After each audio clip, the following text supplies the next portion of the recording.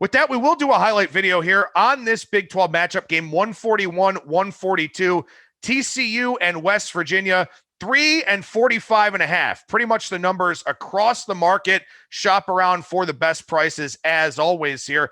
But the Mountaineers laying 3, and I got to say, not really an easy trip to get to Morgantown, plus play early here for TCU.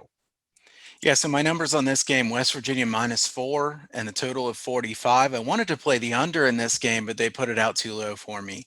TCU, a team that I like taking unders with, and I think West Virginia is a really good defense. That defensive line really impresses me quite a bit. They can get in the backfield.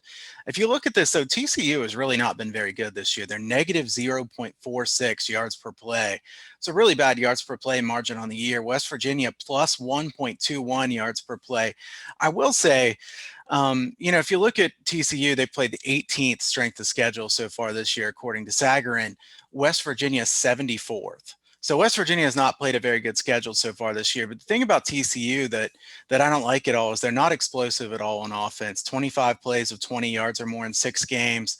Not a big play offense at all.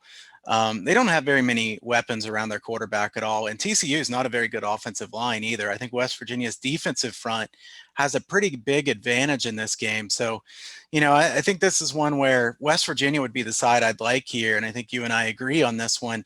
Honestly, TCU has gotten a lot of favorability in the past from the fact that Gary Patterson's been good as an underdog. Although if you look at some of his more recent games, he hasn't been quite as good as an underdog. 26-17 against the spread in his last 43 as an underdog. So longer term, it still looks pretty good. But, I think West Virginia is a well-coached team that's really improving quite a bit. And to me, West Virginia's the side here if I'm taking a side in this game. And I am strongly considering this one. I like West Virginia here. Like I said, I do like the under as well. I don't think TCU is going to score very many points in this game. So West Virginia, a tough place to go. Like you said, it's not what it usually is with all the fans and everything, but West Virginia is still the toughest travel spot they have in that conference for a team like TCU. So TCU, a team that I'd like to go against. West Virginia, a team that I'm fine betting on.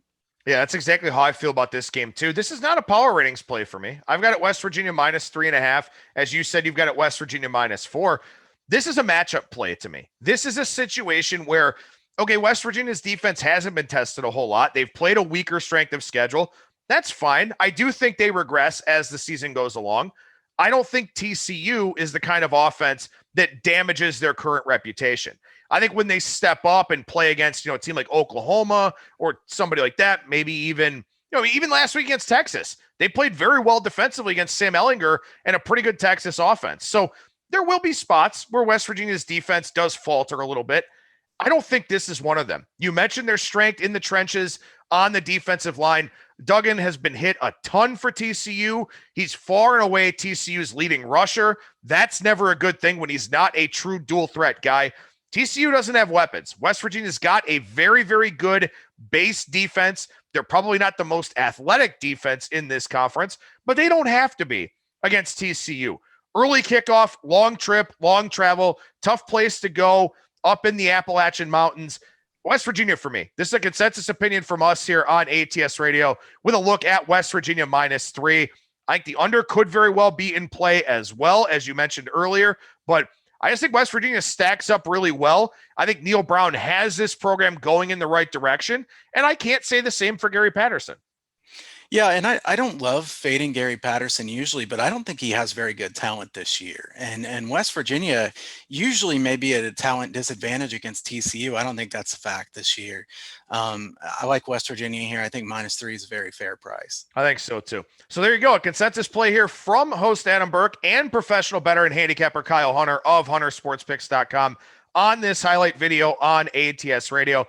Check out our ATS YouTube page, subscribe to that content, and of course, subscribe to our full editions here of ATS Radio, which you can find on Spreaker, Stitcher, Spotify, iTunes, iHeartRadio, Google Podcasts, SoundCloud, wherever you stream and download your podcast content.